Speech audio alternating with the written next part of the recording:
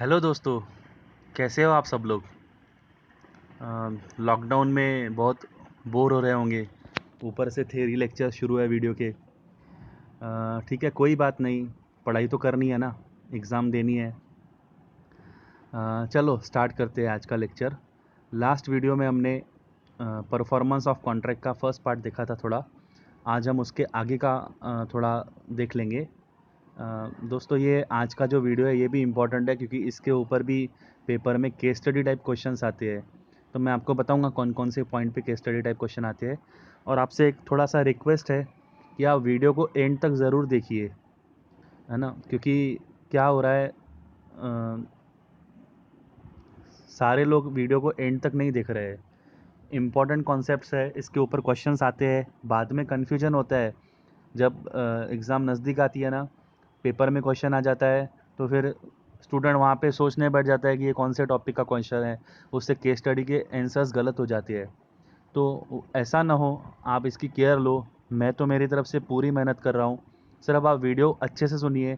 मैं तो कहूँगा आप 2-3 बार सुनिए, एंड तक सुनिए, है ना।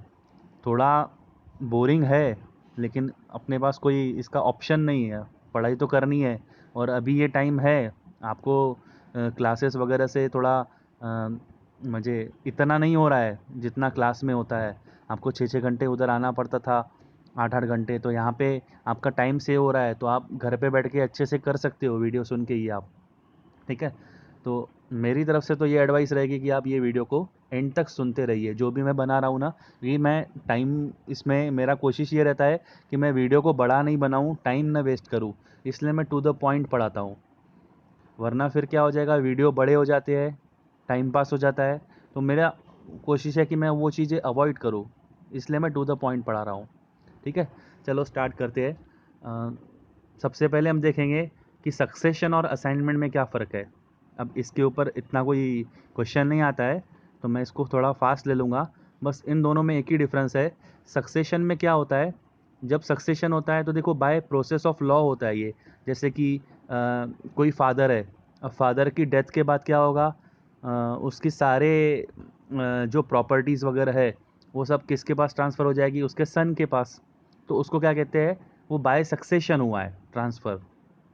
तो सक्सेशन में क्या होता है, सिर्फ प्रॉपर्टी ट्रांसफ़र नहीं होती है, सिर्फ बेनिफिट्स ट्रांसफ़र नहीं होते हैं, उसके साथ में बर्डन म्हणजे लाइबिलिटीज़ भी ट्रांसफ़र होती है। तो फादर की जो भी प्रॉपर्टीज़ होंगी, उसके साथ साथ उसकी जो लाइबिलिटीज़ होंगी वो भी सन के ऊपर आ जाएगी। तो सन वो लाइबिलिटीज़ फादर की पे करेगा। ठीक है। लेकिन एक बात और है, सन के ऊपर सिर्फ उतनी लाइबिलिटी आएगी, सन के ऊपर सिर्फ उतनी लाइबिलिटी आएगी जितनी उसको प्रॉपर्टी मिली है। जैसे कि फॉर एग्जांपल, फादर की डेथ हो गई, तो फादर के पास प्रॉपर्टी थी 50 लाख रुपीज़ की, जो सन के पास आ गई, सन को मिल गई। अब वो फादर की लाइबिलिटीज़ थी 60 लाख रुपीज़ की। तो अब यहाँ पे वो लाइबिलिटीज़ भी सन के पास आ जाएगी 60 लाख रुपीज़ की। लेकिन सन जो है वो सिर्फ कितना पे करेगा, जितना उसको प्रॉपर्टी फादर से मिला है। तो फादर से प्रॉपर्टी मिले 50 लैक्स, तो 50 लैक्स के ही लिए ही वो लायबल रहेगा, बाकी के 10 लाख के लिए वो लायबल नहीं माना जाएगा। तो सक्सेशन में ये होता है। असाइनमेंट में क्या होता है, असाइनमेंट में सिर्फ बेनिफिट्स को असाइन किया जाता है। असाइनमेंट में सिर्फ बेनिफिट्स को असाइन किया जाता है, उसमें कोई लाइबिलिटीज़ असाइन नहीं होती है।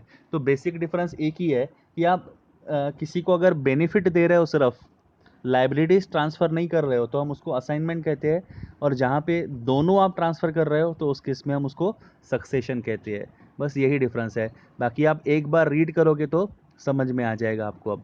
ठीक है। अब उसके बाद हम देखते हैं आगे का point, effect of refusal to accept offer of performance. देखो, हमने लास्ट वीडियो में हमने देखा था कि परफॉर्मेंस दो तरह की होती है, एक होती है एक्चुअल परफॉर्मेंस और एक होती है offer of performance, offer to perform.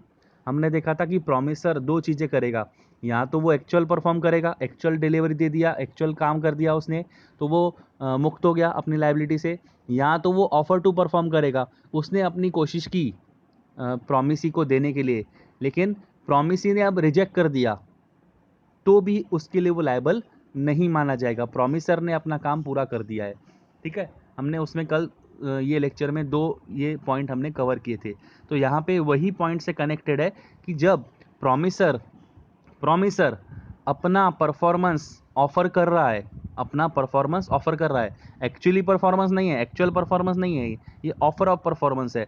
Means वो कोशिश कर रहा है, जैसे मान लो ए है, ए और बी के बीच में कॉन्ट्रैक्ट हुआ है, ए गुड्स सप्लाई करने वाला है बी को, तो ए गुड्स लेकर गया है बी के पास, लेकिन बी क्या कर रहा है, उसको रिजेक्ट कर रहा है। तो इसका इफेक्ट क्या होगा, हम वो अभी ये पॉइंट में सीखने वाले हैं। फिर से मैं हेडिंग पढ़ता हूँ, इफेक्ट ऑफ, किसका इफेक्ट, रिफ्यूजल, म्हणजे रिफ्यूज कर दिया है, रिजेक्ट कर दिया है। क्या रिजेक्ट किया है, एक्सेप्ट, उसने रिजेक्ट कर दिया है, एक्सेप्टेंस रिजेक्ट कर दिया है, किस चीज का, ऑफर ऑफ परफॉर्मेंस। मीन्स यहाँ पे ए गुड्स लेकर गया है बी के पास, लेकिन अब बी उसको रिजेक्ट कर रहा है, मना कर रहा है एक्सेप्ट करने से।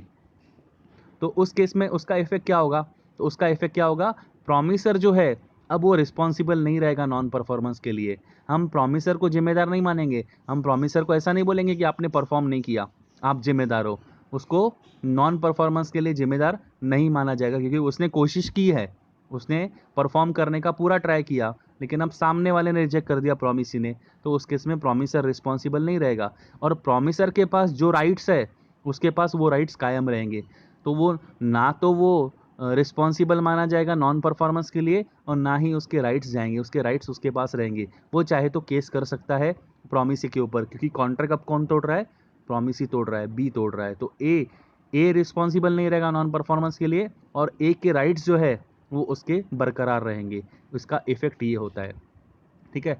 उसके बाद इसके कुछ कंडीशंस है, ये कंडीशन सेटिस्फाई होगी तो हम बोलेंगे कि उसने ऑफर ऑफ परफॉर्मेंस दिया है। तो ऑफर ऑफ परफॉर्मेंस की कंडीशन क्या है, तो फर्स्ट कंडीशन है कि वो अनकंडीशनल होना चाहिए। जैसे कि ए जब गुड्स लेकर गया था, तो उसने कोई कंडीशन नहीं लगाई बी के ऊपर, तो ऑफर ऑफ परफॉर्मेंस हुआ है, वो अनकंडीशनल हुआ है। दूसरा, वो प्रॉपर टाइम और प्लेस पे होना चाहिए, जैसे बिजनेस आवर्स में होना चाहिए। अगर मान लो ए गया आधी रात को 3 बजे गुड्स लेकर बी के पास, और ए बोलता है मैंने ऑफर ऑफ परफॉर्मेंस दिया, आप रिजेक्ट कर रहे हो, तो बी भाई कैसे एक्सेप्ट करेगा, आप प्रॉपर टाइम और प्रॉपर प्लेस पे तो जाइए जो उसने बताया है, तो प्रॉपर टाइम पे ही होना चाहिए वो, ठीक है। उसके बाद में उसको रीजनेबल अपॉर्चुनिटी मिलनी चाहिए बी को, वो असर्टन करेगा कि हाँ, जो पर्सन को फुलफिल करना था प्रॉमिस, वो पर्सन वो अपना पूरा प्रॉमिस फुलफिल कर रहा है कि नहीं, ठीक है। थर्ड वाला केस वो बोलता है कि अगर गुड्स की बात हो रही है, तो उस केस में बी के पास, प्रॉमिसी के पास रीजनेबल अपॉर्चुनिटी होनी चाहिए। वो देख सकता है, उसको अपॉर्चुनिटी देनी चाहिए ए ने, कि वो चीज़ देख ले जो उसको ऑफ़र की गई है। तो मान लो जैसे कि फॉर एग्जांपल बी ने ए को ऑर्डर दिया था मोबाइल लाने के लिए, तो अब यहाँ पे बी को रीजनेबल अपॉर्चुनिटी मिलनी चाहिए, वो देखेगा कि सच में मोबाइल है कि नहीं है, हो सकता है लैपटॉप आ जाए, है ना। तो उसको रीजनेबल अपॉर्चुनिटी मिलनी चाहिए कि जो चीज़ उसको ऑफ़र की गई है वो वही चीज़ है जिसके लिए ऑर्डर दिया गया था, जिसके लिए कॉन्ट्रैक्ट किया गया था। तो ये 3 कंडीशन सेटिस्फाई होगी तो हम कहेंगे कि ऑफर ऑफ परफॉर्मेंस उसने ए ने दिया है, लेकिन बी ने रिजेक्ट कर दिया, ठीक है। उसके बाद आगे दिया गया है effect of a refusal of party to perform promise. अब देखो ये प्रॉमिसर के पॉइंट ऑफ व्यू से पॉइंट है। लास्ट वाला जो इसके ऊपर वाला था उसमें प्रॉमिस ही रिजेक्ट कर रहा है, प्रॉमिसर परफॉर्म करने की कोशिश कर रहा है, लेकिन प्रॉमिस ही एक्सेप्ट करने से रिफ्यूज़ कर रहा है, प्रॉमिसी ने एक्सेप्ट करने से रिफ्यूज कर दिया। अब यहाँ पे प्रॉमिसर खुद परफॉर्म करने से रिफ्यूज कर रहा है, ये वाले पॉइंट में ऐसा बोला गया है। Effect of refusal, effect of refusal, कौन रिफ्यूज कर रहा है, पार्टी टू परफॉर्म प्रॉमिस, म्हणजे प्रॉमिसर अब रिफ्यूज कर रहा है, प्रॉमिसर बोल रहा है मैं नहीं परफॉर्म करूंगा मेरा प्रॉमिस। तो यहाँ पे क्या होगा, देखो वही बात कही है, जब वो रिफ्यूज करेगा तो यहाँ पे अब प्रॉमिसी के पास राइट आ जाएगा। प्रॉमिसी क्या कर सकता है, वो चाहे तो कॉन्ट्रैक्ट को एंड भी कर सकता है, या तो फिर वो चाहे तो कॉन्ट्रैक्ट को कंटिन्यू भी रख सकता है, लेकिन उसको बताना पड़ेगा वर्ड्स में या कंडक्ट में, वो उसको सिग्निफाई करना पड़ेगा कि ठीक है, आप भले परफॉर्म नहीं करना चाहते थे, आपने तोड़ा है कॉन्ट्रैक्ट, लेकिन अभी भी मैं इंटरेस्ट हूँ कंटिन्यू करने में अगर आप चाहते हैं तो यहाँ पे प्रॉमिसी के पास 2 ऑप्शन आ जाएंगे, या तो वो कॉन्ट्रैक्ट को टर्मिनेट कर सकता है, एंड कर सकता है, या तो फिर वो चाहे तो कंटिन्यू भी कर सकता है। लेकिन उसको बताना पड़ेगा प्रॉमिसर को बाय वर्ड्स या फिर बाय कंडक्ट कि वो इंटरेस्टेड है। जैसे कि यहाँ पे एग्जांपल दिया है, आपको अच्छे से समझ में आएगा एग्जांपल में। ए एक सिंगर है, और उसने बी के साथ कॉन्ट्रैक्ट किया है। बी कौन है? थिएटर का मैनेजर है। तो ए जाता है, ए सिंगर है, तो वो बी के थिएटर पे जाता है, वहाँ पे जाके परफॉर्म करता है। ठीक है, उनके बीच में कॉन्ट्रैक्ट हुआ था कि हर वीक में 2 नाइट्स आना है ए को, वहाँ पे गाना गाना है और एंटरटेन करना है, और उसके बदले में बी उसको हर एक नाइट के 1 लाख रुपीज़ देने वाला है। लेकिन 6th नाइट पे क्या हुआ? ए ने जानबूझ के विलफुली, ए ने जानबूझ के खुद को अपसेंट रखा, वो गया ही नहीं वहाँ पे परफॉर्म करने के लिए। तो जब परफॉर्म करने की बारी थी तो ए वहाँ पे आया ही नहीं, और उसने बताया भी कुछ नहीं, जानबूझ के वो अपसेंट रहा। अब B is at liberty, B के पास ऑप्शन है, वो चाहे तो कॉन्ट्रैक्ट को एंड भी कर सकता है, या तो फिर अगर वो इंटरेस्टेड है तो वो ए से कहेगा कि ठीक है कोई बात नहीं, आप अपसेंट थे, कोई बात नहीं, लेकिन अब आप चाहो तो और भी आ सकते हो, मैं आपसे कॉन्ट्रैक्ट कंटिन्यू करने के इंटरेस्ट में हूँ। ठीक है, तो यहाँ पे एनालिसिस पार्ट में देखोगे तो हाईलाइटेड पॉइंट में देखोगे तो प्रोमिसी के पास 2 ऑप्शन है, या तो वो कॉन्ट्रैक्ट को टर्मिनेट कर सकता है, या तो फिर उसको इंडिकेट करना पड़ेगा बाय वर्ड्स और by conduct that he is interested in its continuance.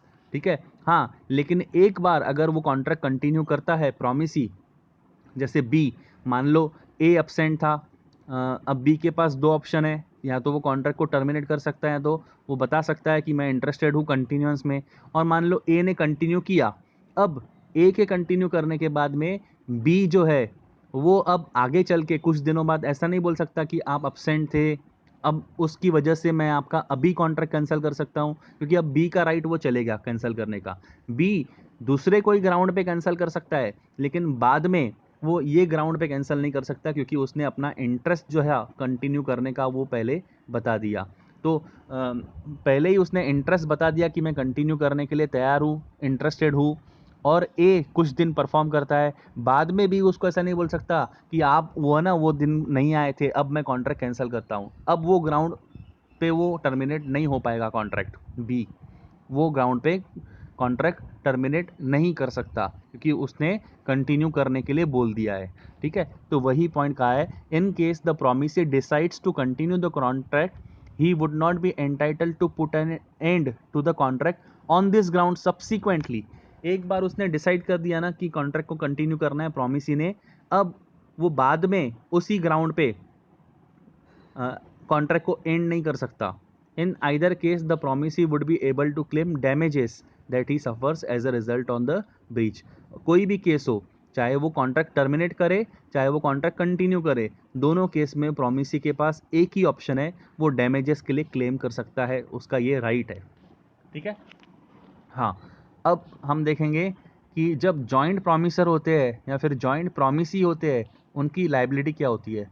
जैसे कि ए और बी ने मिलके सी को प्रॉमिस किया, तो यहाँ पे जॉइंट प्रॉमिसर है, ए और बी को मिलके काम करना है सी के लिए, तो ए और बी जॉइंट प्रॉमिसर कहलाएंगे।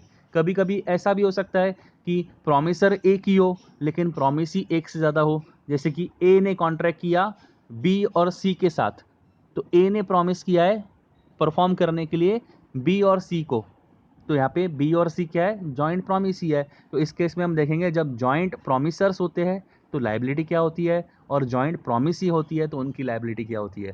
ठीक है, तो हम ये देखने वाले हैं। तो पहले हम देखते हैं कि जब दो या दो से ज़्यादा पर्सन ने मिल के प्रॉमिस किया होगा, जॉइंट प्रॉमिस किया होगा, म्हणजे जॉइंट प्रॉमिसर्स है, तो यहाँ पे ऑल सच पर्सन, जितने लोगों ने मिल के प्रॉमिस किया है, वो जब अगर वो जिंदा है तो वो, या तो अगर उनमें से किसी की डेथ होती है तो उसके रिप्रेजेंटेटिव्स मिलके सर्वाइवर के साथ अपना वो प्रॉमिस फुलफिल करेंगे। ये तो हमने कल भी देखा था कि प्रॉमिसर की अगर डेथ हो जाती है तो उसके रिप्रेजेंटेटिव्स को पूरा करना होता है। यहाँ पे जॉइंट प्रॉमिसर्स है, तो जॉइंट प्रॉमिसर्स में जितने भी, मान लो ए और बी ने दोनों ने मिलके प्रॉमिस किया है सी को कुछ परफॉर्म करना है, म्हणजे ए और बी को मिलके परफॉर्म करना है सी के लिए, तो यहाँ पे अगर किसी की भी डेथ हो जाती है तो उसके रिप्रेजेंटेटिव्स बचे हुए पार्टनर के साथ में, बचे हुए प्रॉमिसर के साथ में वो मिल के फुलफिल करेंगे, है ना, प्रॉमिस। ये तो हमने कल भी देखा था,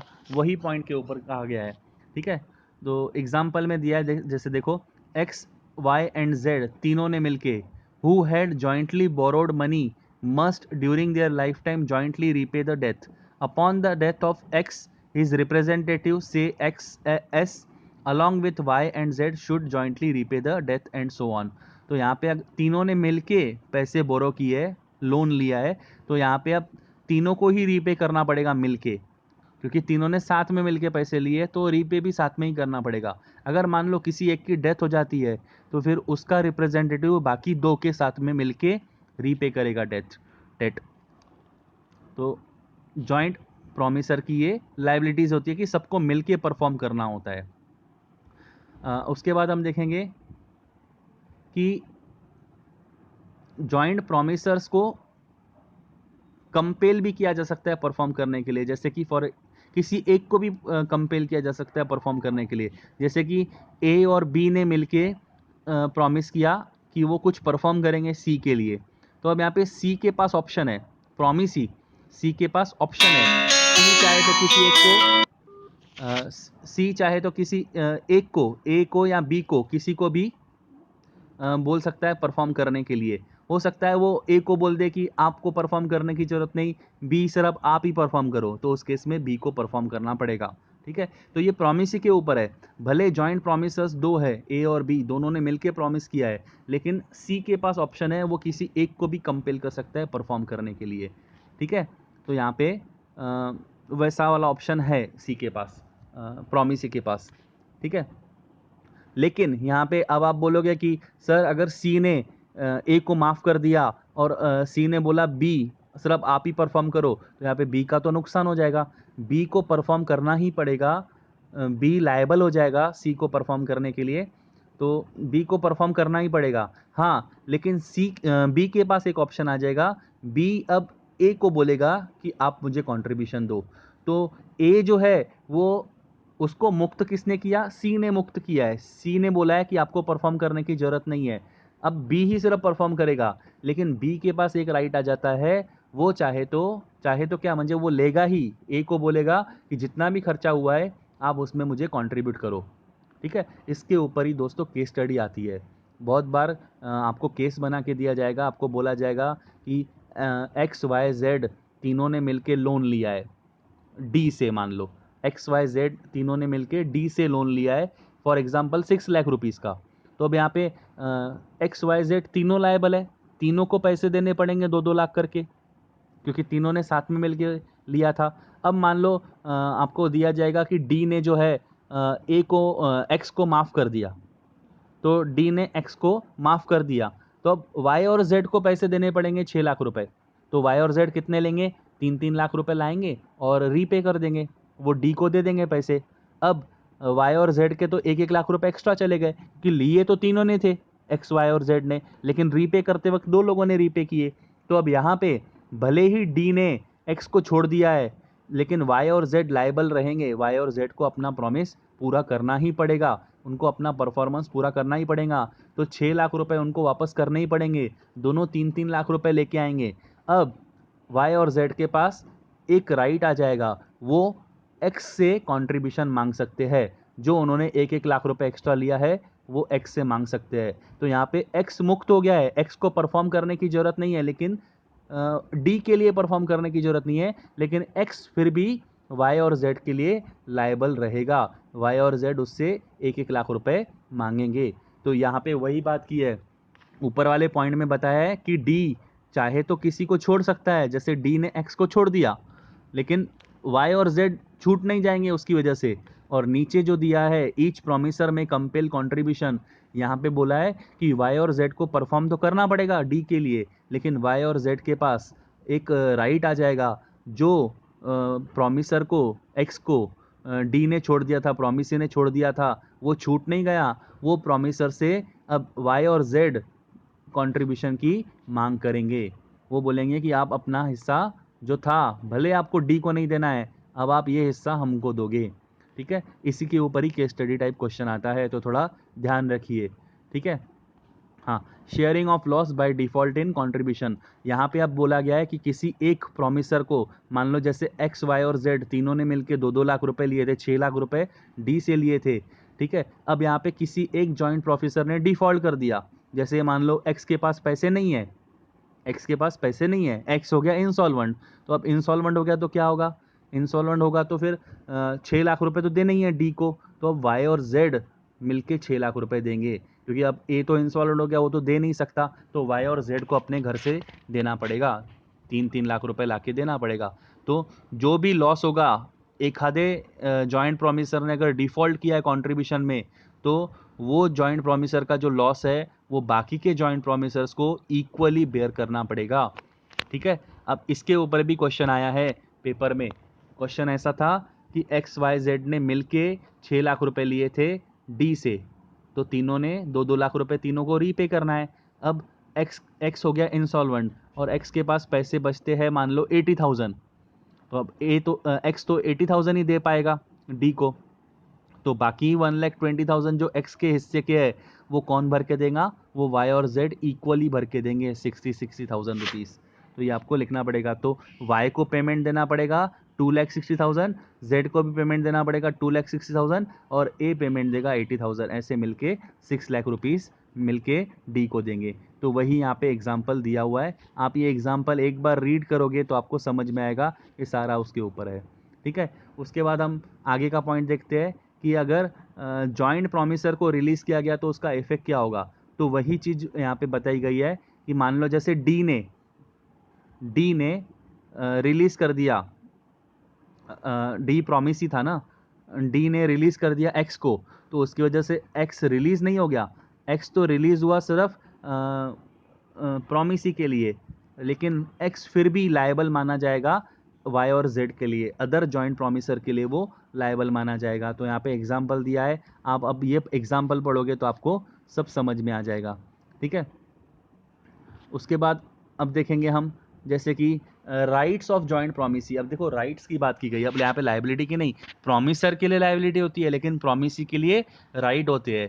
प्रॉमिसर ने प्रॉमिस किया है कि मैं चीज़ करूँगा, तो वो लायबल है वो चीज़ परफॉर्म करने के लिए, और प्रॉमिसी के पास अधिकार है कि वो प्रॉमिसर ने जो उसको प्रॉमिस किया है वो बोल सकता है कि अब मुझे ये प्रॉमिस पूरा करके दो। ठीक है, तो अब यहाँ पे जॉइंट प्रॉमिसीज है, एक से ज़्यादा प्रॉमिसी है। जैसे कि मान लो ए ने प्रॉमिस किया कि मैं परफॉर्म करूंगा, दोनों को प्रॉमिस किया बी और सी को, तो यहाँ पे बी और सी क्या है, जॉइंट प्रॉमिसी है। ए क्या है, प्रॉमिसर है, सिंगल प्रॉमिसर है। तो अगर जॉइंट प्रॉमिसी होंगे तो यहाँ पे अगर कॉन्ट्रैक्ट में कुछ अलग नहीं लिखा होगा तो यहाँ पे राइट टू क्लेम परफॉर्मेंस ये किसके ऊपर आएगा, कोई एक भी मांग सकता है। मान लो बी और सी में से दोनों मिलके मांग सकते हैं, जैसे वहाँ पे था प्रॉमिसर के केस में दोनों लायबल रहेंगे, अगर दोनों ने मिलके प्रॉमिस किया है तो दोनों लायबल रहेंगे। अगर कोई प्रॉमिसर की डेथ हो जाती है तो उसके रिप्रेजेंटेटिव्स लायबल रहेंगे। ऐसा ही यहाँ पे है कि अगर बी और सी दोनों जॉइंट प्रॉमिसी है तो दोनों मिलके क्लेम करेंगे। अगर बी और सी में से किसी की डेथ होती है तो फिर उसके रिप्रेजेंटेटिव्स बचे हुए प्रॉमिसी के साथ में, सर्वाइविंग प्रॉमिसी के साथ में मिलके राइट क्लेम करेंगे अपना। तो यहाँ पे भी एग्जाम्पल दिया गया है, आप इसको भी पढ़ोगे तो अच्छे से समझ में आएगा। यहाँ पे मैं आज का वीडियो स्टॉप करता हूँ क्योंकि इसके बाद एक अलग कॉन्सेप्ट शुरू होता है, तो हम आगे अगले वीडियो में देखेंगे। आप एंड तक वीडियो ज़रूर देखिए दोस्तों, और मुझे बताइए आपको वीडियोस कैसे लग रहे हैं। Okay, thank you.